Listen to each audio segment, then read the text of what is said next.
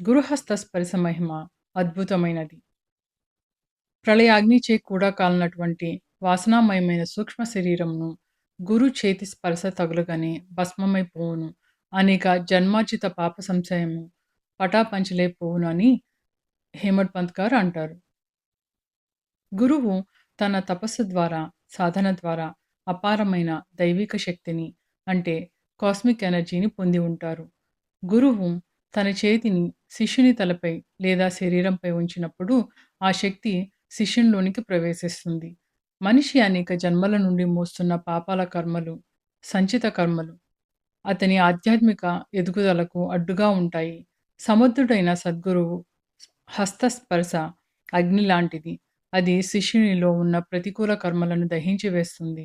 శారీరక మరియు మానసిక రుగ్మతలను తొలగించి శిష్యుడిని పవిత్రంగా మారుస్తుంది. గురువు తన చేతిని శిష్యుని తలపై ఉంచి అభయహస్తం ప్రసాదిస్తారు. నీకు ఏ కష్టం వచ్చినా నేనున్నాను అని అభయమిస్తారు. ఈ హస్తస్పర్శ శిష్యుడిలో ఆత్మవిశ్వాసాన్ని, ధైర్యాన్ని నింపి సంసార సాగరంలోని కష్టాలను ఎదుర్కొనే శక్తినిస్తుంది. మాటల ద్వారా చెప్పలేని అనేక విషయాలను గురువు కేవలం ఒక హస్తస్పర్శ ద్వారా శిష్యుణ్ణి అనుభూతిని కలిగించగలరు. బాబా శరీరంతో లేరు కదా, మరి మనకు ఎలా గురుహస్త స్పర్శ కలుగుతుంది అని మీరు అనుకోవచ్చు. సాయిబాబాకు శరీరంతో పని లేదు. సాయిబాబా తన భక్తులను ఆశీర్వదించే విధానము చాలా విశిష్టమైనది.